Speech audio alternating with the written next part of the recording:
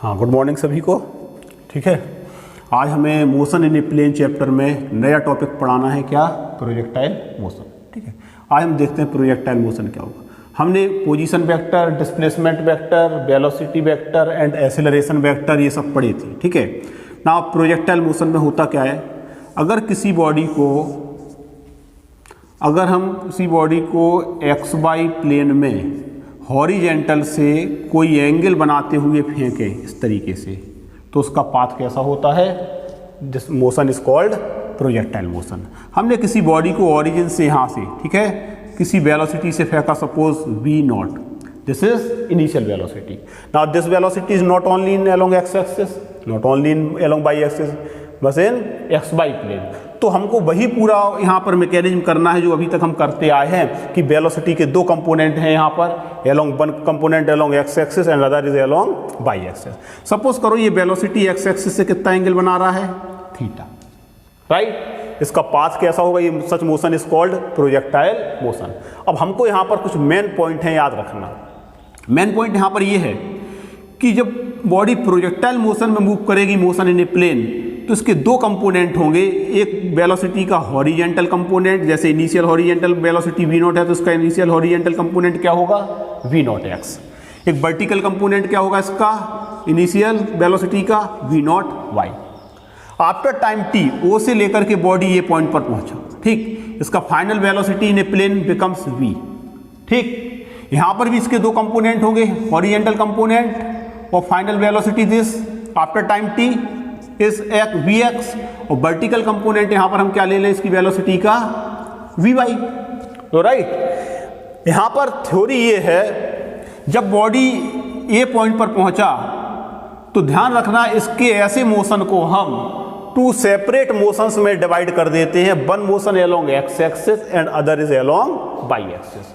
When a body motion in a plane we describe, है ना, the motion we separate its motion in two, है ना, motions, one along X axis and other is along Y axis. जैसे यहाँ पर along X axis जो motion है, ठीक है, अलोंग एक्स एक्सिस जो मोशन है, इसका एक्स एक्सिस के अलोंग का मतलब इन हॉरिजेंटल डायरेक्शन। तो याद रखना, in horizontal direction projectile motion में, हॉरिजेंटल मोशन में क्या होता है? There is no acceleration. ठीक, in horizontal motion no acceleration. देखो, body is moving vertical height, और जब वर्टिकल हाइट कवर करेगा तो उसमें कौन सा मोशन, कौन सा एक्सेलरेशन होगा? Acceleration due to gravity. Horizontal direction में कोई एक्सेलरेशन नहीं होता है, तो नो एक्सेलरेशन। ठीक है, और जब एक्सेलरेशन नहीं है तो इसका ये कंपोनेंट क्या होगा? Ax equal to 0। और जब एक्सेलरेशन नहीं होगा तो दिस कंपोनेंट रिमेन्स कांस्टेंट। याद रखना, हॉरिजेंटल वेलोसिटी हमेशा तुम्हारी अनचेंज रहेगी, यानी हॉरिजेंटल वेलोसिटी का जो कंपोनेंट होगा विल रिमेन्स अनचेंज, यानी जो इनिशियल कंपोनेंट होगा वही आफ्टर सम टाइम भी होगा। आगे समझ में? केवल एक्सेलरेशन इज अंडर ग्रेविटी। देखो, हर पॉइंट पर body is moving under gravity at every point. G pull है नहीं है, यानी, और ये एक्सेलरेशन कैसा है? वाई डायरेक्शन में।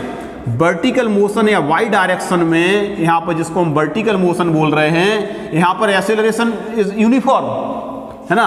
और जब वर्टिकल मोशन में एक्सेलरेशन यूनिफॉर्म है तो वो जो तीन इक्वेशंस होती हैं अंडर यूनिफॉर्म एक्सेलरेशन, वो उसमें से हम कोई भी इक्वेशन अपनी, है ना, रिक्वायरमेंट के अनुसार यहां पर अप्लाई करा देते हैं। तीन इक्वेशन से ऐसे यहां पर क्या लगेगा? पहला, जैसे Vy equal to v not Y minus acceleration यहां पर क्या है? gt, ये अप्लाई कराएंगे। सेकंड इक्वेशन क्या अप्लाई करा सकते हैं? h equal to which suppose करो बॉडी जब यहां पर पहुंचेगी तो कितना डिस्टेंस कवर करे? x। यहां पर कितना डिस्टेंस कवर करा? y। ये डिस्टेंस हमेशा बॉडी इस कंपोनेंट से कवर करेगा, हॉरिजेंटल कंपोनेंट ऑफ वेलोसिटी, जबकि वर्टिकल डिस्टेंस कैसे कवर करेगा? Vertical component of velocity. तो यहां पर इक्वेशन क्या लग जाएगा? y equal to v not, है ना, v not y minus half into gt square. And third equation तुम्हारा क्या होता है? Vy square final velocity equal to initial velocity vertical component minus 2g into Y. Okay, ये हमें apply कराएंगे। अब इन पॉइंट को हमको याद रख करके कि केवल हॉरिजेंटल और वर्टिकल मोशन में हम प्रोजेक्टाइल मोशन को तोड़ेंगे। हॉरिजेंटल मोशन में चूंकि एक्सेलरेशन नहीं होगा, वेलोसिटी कांस्टेंट रहेगी तो केवल एक ही इक्वेशन में यहां पर अप्लाई कराते हैं, that will be equal to speed equal to distance upon time. जबकि वर्टिकल मोशन में इन तीन इक्वेशंस में से जो भी इक्वेशन होगी वो अप्लाई करा देंगे अपनी रिक्वायरमेंट के अनुसार। ठीक, अब हम इसका देखते हैं प्रोजेक्टाइल मोशन का पाथ कैसा होगा। ठीक है, तो नेक्स्ट पॉइंट है पाथ। ठीक है, देखो इसका पाथ देखें, व्हाट इज द शेप है ना ऑफ इस पाथ, ये मेन पॉइंट याद रखना।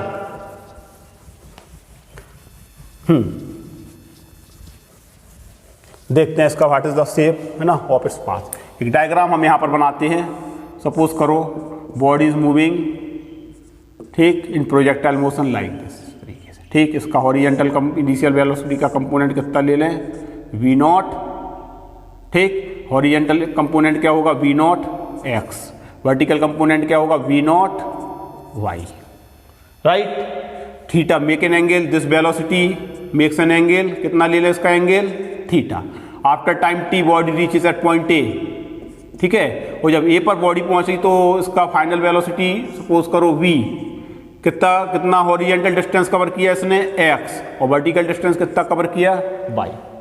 ठीक, हमने बताया हमेशा ऐसे मोशन को दो मोशन में सेपरेट डिवाइड कर दो, एक हॉरिजेंटल मोशन और एक वर्टिकल मोशन। ठीक है, तो हॉरिजेंटल मोशन में देखते हैं, पहले हम कौन सा मोशन लगाएं, इन हॉरिजेंटल मोशन। ठीक है, पहले हम कौन सा मोशन लगाएं इसका, हॉरिजेंटल। तो इन यहां लिख देना, ठीक है, इन हॉरिजेंटल मोशन। ठीक है, यहां नहीं चल रहा है, यहां लिख दें, यहां लिख दे रहा है इन हॉरिजेंटल मोशन। एक ही इक्वेशन हमारे पास है, distance speed equal to distance upon time. Right, and what is the horizontal speed, v not x, और वी नॉट एक्स की वैल्यू क्या निकलेगी, v not x equal to v not cos theta, base upon hypotenuse से ये निकल आएगा तुम्हारा क्या, v not cos theta equal to distance कितना कवर किया हॉरिजेंटल इस कंपोनेंट से, हॉरिजेंटल वेलोसिटी से, वी नॉट कॉस थीटा से, x in time t. So what is the value of t, t taken from here, x upon v not cos theta. This is your equation 1। निकल आया। अब हम लगा देते हैं vertical motion.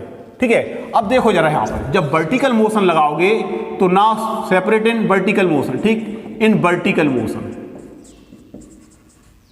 Vertical motion में चूंकि एक्सेलरेशन है, हमको इक्वेशन डिस्टेंस के टर्म में चाहिए, कोऑर्डिनेट के टर्म में, एक्स और वाई के टर्म में।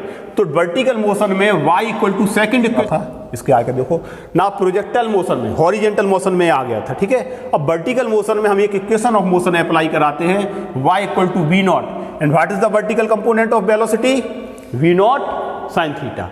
सो v not sine theta into t minus half, एक ही जगह क्या आ जाएगा, acceleration due to gravity g into t square, और this is second equation of motion. ठीक है, हम यहाँ पर second equation of motion vertical motion में लगा रहे हैं। इनिशियल कंपोनेंट वर्टिकल वेलोसिटी का क्या है, v not sine theta into t minus half g t square, and this is the distance, so vertical height distance. ठीक है, y substitute the value of t from here, so y equal to क्या आएगा, y equal to, देखो जरा, y equal to pen लेते हैं। ठीक है, v not sine theta into t, and what is the value of t, x upon v not cos theta minus half g into t square, और t की value क्या है, x upon, पहले ऐसे लिख ले रहे हैं हम, वी नॉट कॉस थीटा का होल स्क्वायर। ठीक, so what is y equal to, v naught से वी नॉट कैंसिल कर सकते हैं, x sine theta upon cos theta tan theta, so x tan theta ऐसे लिख सकते हैं इसको, माइनस मल्टीप्लाई कर दें g x square upon two v not square and cos square theta. Okay, this is the equation of path of projectile motion. ये equation आ गया हमारा प्रोजेक्टाइल मोशन के पाथ का। इस इक्वेशन में जरा देखो यहां से, this is your constant and here this is the constant term. ठीक है, डिपेंड ऑन एंगल थीटा। ठीक, सो अगर इनको हम एक नए कांस्टेंट a और b मान लें तो ये इक्वेशन इस रूप में आ जाएगी कोऑर्डिनेट के फॉर्म में x और y के, कि y equal to a x minus b into x square. बोलो राइट, वेयर कांस्टेंट a किसकी जगह है, tan theta, and b a new constant तुम्हारे g अपॉन 2v0 square cos square theta, right. ये नोट डाउन कर लेना। लेकिन हमको यहां पर पाथ निकालना है, और पाथ है किसके टर्म में, x और y के टर्म में, x और y कोऑर्डिनेट के टर्म में, डिस्टेंस के टर्म में। तो देखो जरा, this is the equation of parabola. ये किसका इक्वेशन है, एक प्रकार का पैराबोला का इक्वेशन है। पैराबोला के इक्वेशन की विशेषता होती है कि linear in y and quadratic in x, है ना। इस तरीके की इक्वेशन फॉर्म में होती है y equal to x square. हालांकि यहां पे लीनियर इन x भी है, लेकिन ये कांस्टेंट है ना, इसको सेपरेट हाईयर टर्म देखो, y लीनियर इन y लेफ्ट हैंड साइड, और x में ज्यादा से बड़ी पावर क्या है, एक्स स्क्वायर। यानी this is the equation of parabola. ठीक, ये पैराबोला को रिप्रेजेंट करता है। इसका मतलब प्रोजेक्टाइल मोशन में जो पाथ होता है वो शेप में कैसा होगा, पैराबोला। आगे समझ में, तो लिख देना, this shows the equation of parabola, so the path of projectile motion is parabola. हो गया। अब इसके आधार पर, इसके बेस पर हम कुछ ऐसे पॉइंट्स हैं जो हमें निकालना है, जैसे कि बॉडी कितने टाइम में पूरा एयर में रहेगा, ड्यूरिंग द एयर, ठीक है, हाइट और रेंज, ठीक है। तो कुछ फार्मूले यहां पर हम निकालते हैं, देखते हैं। तो पहला फार्मूला लिखो, formula for time of flight, ठीक है। टाइम ऑफ फ्लाइट के लिए हम फार्मूला देखें, ठीक। देखो टाइम ऑफ फ्लाइट के लिए क्या फार्मूला होगा यहां पर, एक मिनट।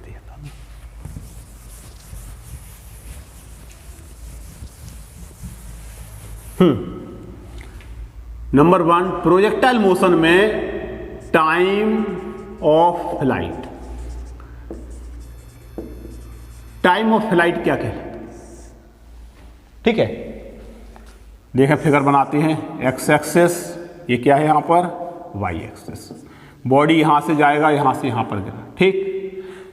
जितना बॉडी को हाईएस्ट पॉइंट तक पहुंचने में टाइम लगेगा, ओ से ए और फिर ए से बी, उतना ही टाइम बॉडी को आने में, हाईएस्ट पॉइंट से ग्राउंड तक आने में लगता है। यानी T1 इक्वल टू तुम्हारा क्या होगा, T2, and total time of flight होगा T equal to twice of T1 plus T2, मतलब capital T equal to twice of T1।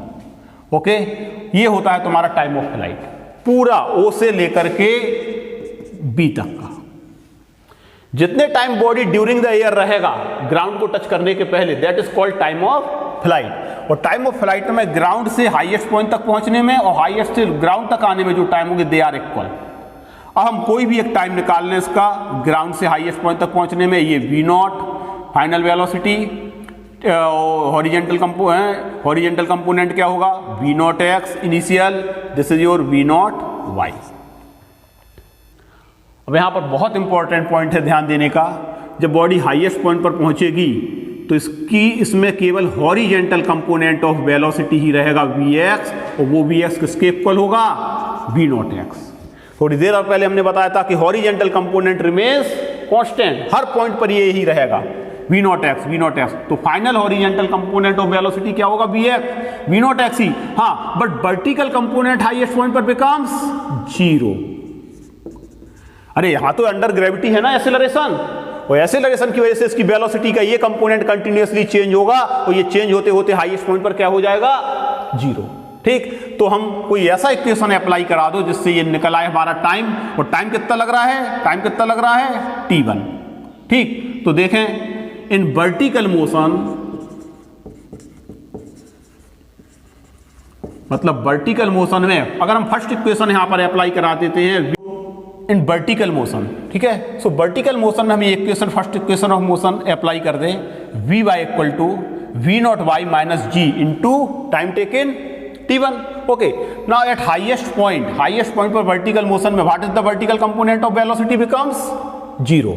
So this is be taken 0 equal to initial component क्या होगा, तुम्हें मालूम है कि साइन थीटा इक्वल टू, है ना, क्या होगा, initial component of velocity sine theta equal to perpendicular upon base, यानी v0y वेलोसिटी के टर्म में upon v0। So v0y equal to तुम्हारा क्या आएगा, v0 sine theta, this is your vertical component of velocity.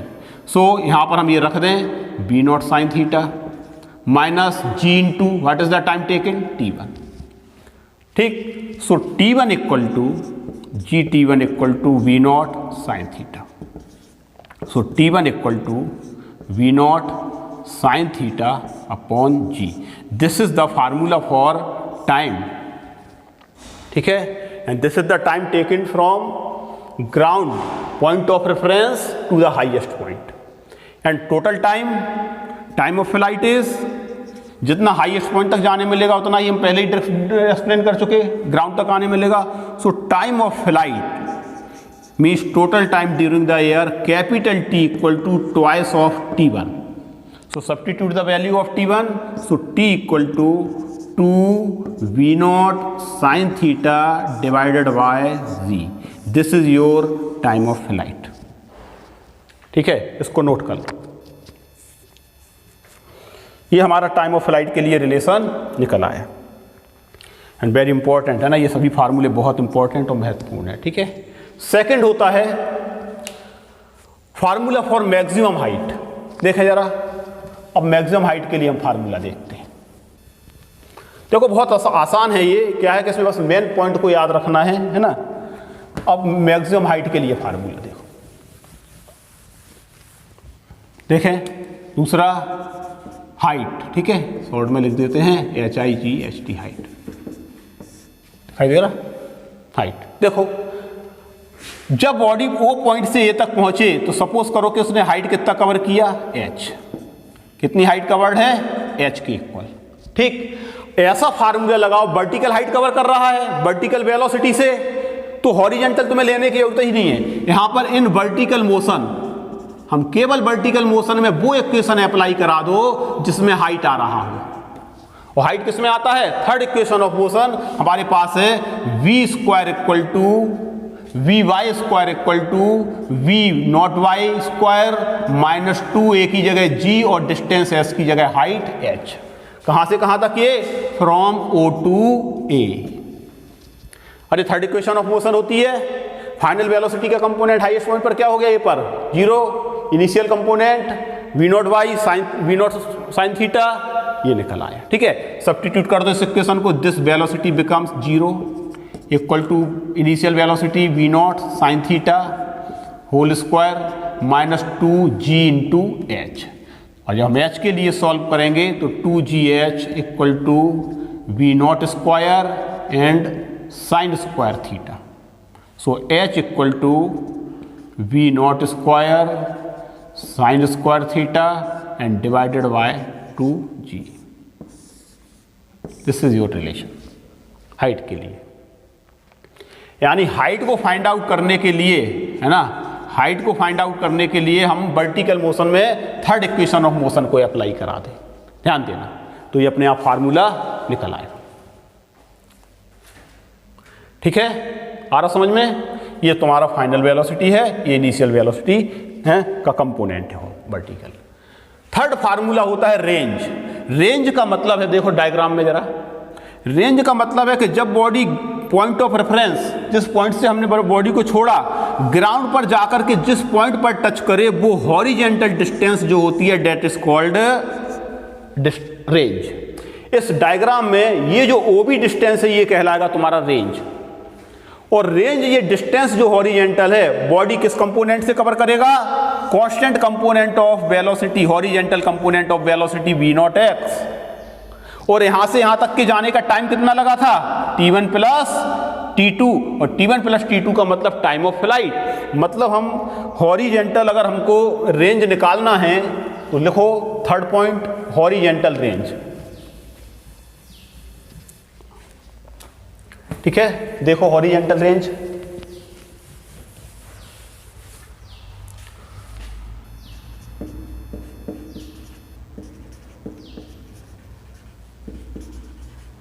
Horizontal range, ठीक है। देखो horizontal motion लगाएं, इन हॉरिजेंटल मोशन, क्योंकि हॉरिजेंटल रेंज जो है वो हॉरिजेंटल मोशन से मिल जाएगी। हॉरिजेंटल मोशन एक ही फार्मूला में यहां पर अप्लाई करा सकते हैं, तुम्हें बताया था हमने, क्या, speed equal to horizontal motion में केवल हमारे पास एक ही फार्मूला अप्लाई कराने के लिए है, speed equal to distance upon time. क्यों?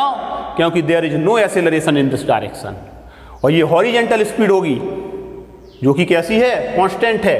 तो स्पीड क्या है तुम्हारा, v not sine theta equal to कितना डिस्टेंस कवर किया, हॉरिजेंटल डिस्टेंस r, जिसको हम रेंज बोल रहे हैं, upon time taken, time of flight capital T।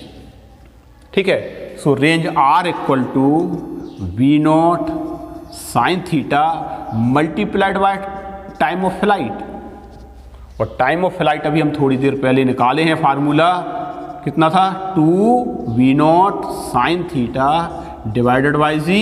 इसको यहाँ सब्स्टिट्यूट कर दें, so range comes v not sine theta into 2v naught for horizontal component. यहाँ पर देखो एक थोड़ी सी मिस्टेक हो रही है, this is horizontal component, horizontal motion में कौन सी स्पीड होगी, हॉरिजेंटल। ठीक, इसको थोड़ा करेक्ट करें, हॉरिजेंटल स्पीड, और हॉरिजेंटल स्पीड क्या होगा, कॉस थीटा, है ना। हॉरिजेंटल कंपोनेंट ऑफ वेलोसिटी क्या है, कॉस थीटा है। यहाँ पे देखो अपने आप आगे जाकर के विशेषता है कि अपने आप मिस्टेक पकड़ में आ जाती है, और देर तक चलता नहीं फिजिक्स में, अगर जैसे कहीं कोई मिस्टेक हो गई भाई, है ना, स्लिप कर गए, तो कहीं ना कहीं अपने आप पकड़ में आएगी यहाँ पर कि कहीं दिक्कत कहीं हो गई है।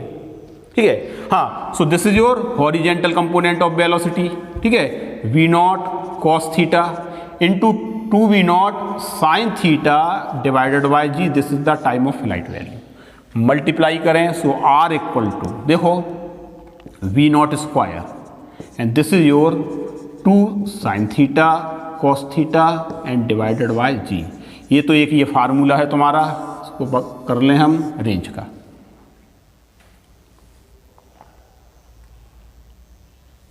And this formula can also be written as r equal to v not square 2 sine theta cos theta, angle के टर्म में होता है क्या, sine 2 theta, right. So v not square sine 2 theta divided by g, this is your range and very important, है ना, formula, है ना, for projectile motion.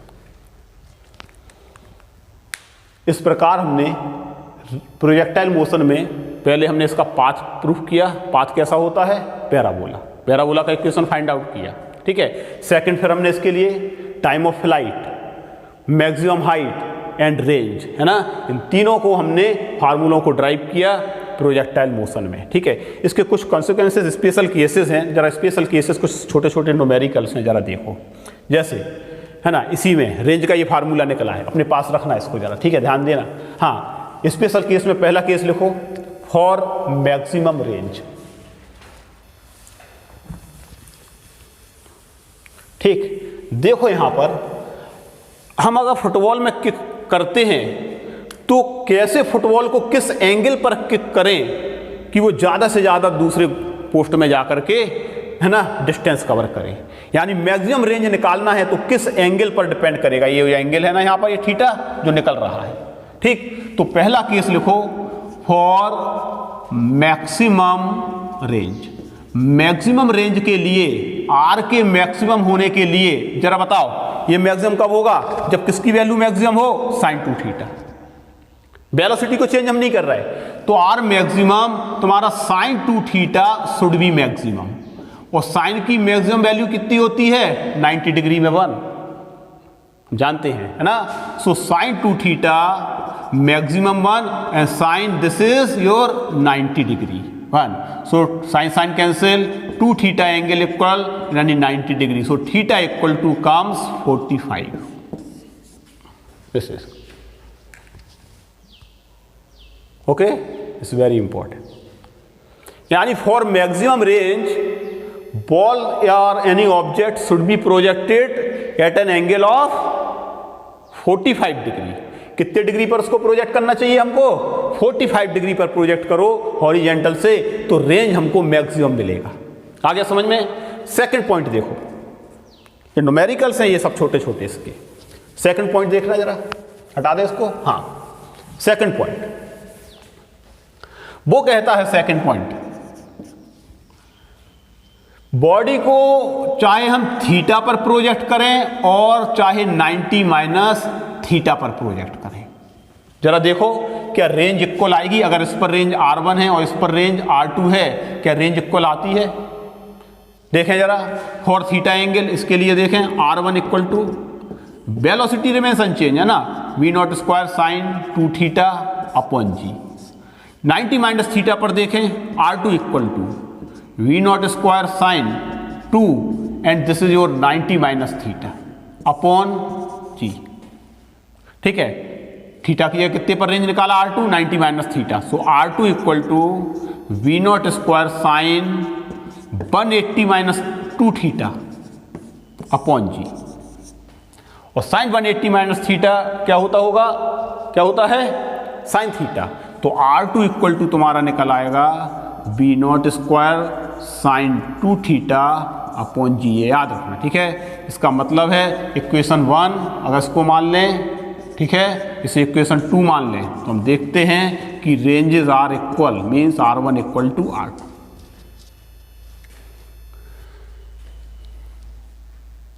ठीक है, इसको कर लो। फिर देखो यहां मतलब क्या है, अगर हम टू बॉडीज को थीटा पर फेंके चाहे 90 माइनस थीटा, तो इसका थीटा और 90 माइनस थीटा के पेयर्स जरा देखो। देखो जरा यहां पर हम इसको 15 डिग्री पर फेंकें या 19 माइनस 15 का मतलब 75 पर फेंकें, रेंजेस आर इक्वल। बॉडी को चाहे तो हम 25 डिग्री के एंगल पर फेंकें या फिर 90 माइनस 25 कितना होगा? 65 डिग्री के एंगल पर फेंकें, रेंजेस आर इक्वल। चाहे बॉडी को हम 10 डिग्री पर फेंकें चाहे 80 डिग्री पर फेंकें, रेंजेस आर इक्वल। यानी बॉडी को चाहे तो हम थीटा पर फेंकें, चाहे उस वैल्यू को 90 से घटाने पर जो एंगल आए उसके साथ उस पर फेंकें, in both cases ranges are कैसी आएंगी? इक्वल। एक ये है। एक दूसरे टाइप का सवाल तुम्हारी किताब में भी है ना, उसको चाहोगे तो तुम कर सकते हो, है ना, वो हम तुम्हारे लिए देते हैं, तुम्हारी किताब में है ना। एक एग्जाम्पल है, जरा किताब दिखाओ। NCERT में इसी का एक एग्जाम्पल्स है। एग्जाम्पल ये है कि 45 प्लस एल्फा और 45 माइनस एल्फा, ओके, ये न्यूमेरिकल से वो कहता है कि रेंजेस निकालो। देखो कोई एग्जाम्पल है ऐसा, देख करके बताओ हमको। ये जो लेफ्ट हैंड साइड में है ना, ये हाँ यही है जिस पर हाथ रखे हो तुम। क्या लिखा है? क्वेश्चन पढ़ना, हाँ वहीं से पढ़ के बताओ। हाँ, क्वेश्चन ये है, फॉर एलिवेशन विच एक्सीड और फॉल शॉर्ट बाय 45, है ना, द रेंजेस आर इक्वल। वो कहता है कि एक्सीड हो 45 या लेस हो, यानी कोई एंगल हम एल्फा या थीटा ले लें तो एक्सीड होने पर कितना होगा? 45 प्लस एल्फा, और लेस होने पर कितना होगा? 40 माइनस एल्फा। वो कहता है रेंजेस क्या होती हैं? इक्वल। हम देखो इसको ड्राइव करें, पहले इस एंगल पर निकालें, रेंज मान के चलते हैं R1 और 40 माइनस एल्फा पर रेंज कितनी ले लें? R2। So what is the range R1? V0 square sine 2 theta की जगह 45 plus alpha upon g. So R1 equal to V0 square sine, ये क्या हो जाएगा? 2 का अंदर मल्टीप्लाई, है ना, तो क्या होगा? 90 माइनस 2 एल्फा अपॉन जी। और साइन 90 माइनस थीटा क्या होता है? Cos theta. तो ये क्या हो जाएगा तुम्हारा? R1 equal to V0 square, अरे ये तो मालूम है ना, मैथमेटिक्स में हम जानते हैं sine 90 minus theta cos theta. So V0 square cos 2 alpha upon g, equation 1। अब less by this elevation 45 less, तो कितना होगा एंगल एलिवेशन का? 40 माइनस एल्फा। तो अब इस पर रेंज निकाल लें, तो at 45 degree minus alpha, suppose ranges R2। So R2 equal to V0 square sine 2 45, okay, 45 minus alpha upon g. So R2 comes V0 square, this is your sine, ये किस पे था? 40 प्लस था, सॉरी, अच्छा पहले हम माइनस पे निकाले क्या? हम साथ पहले माइनस पे निकाले, साइन 90 माइनस है ना, तो माइनस पे निकाले तो ये माइनस में आएगा।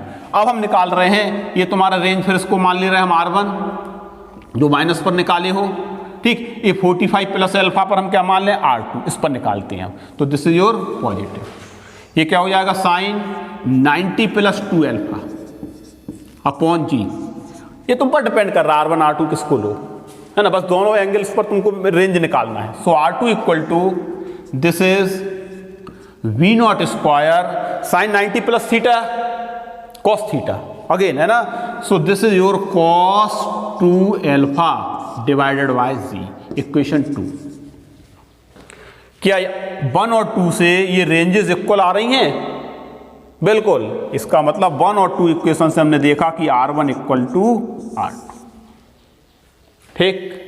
इसका मतलब ये रेंजेस चाहे किसी एंगल को हम 40+ से एक्सीड करें एलिवेशन और लेस करें 45 को लेस करें चाहे 45 को एक्सीड करें, रेंजेस आर इक्वल, ठीक। ये कुछ इसके इंपॉर्टेंट न्यूमेरिकल्स हैं, ये है ना, जो रेंजेस पर आधारित थे।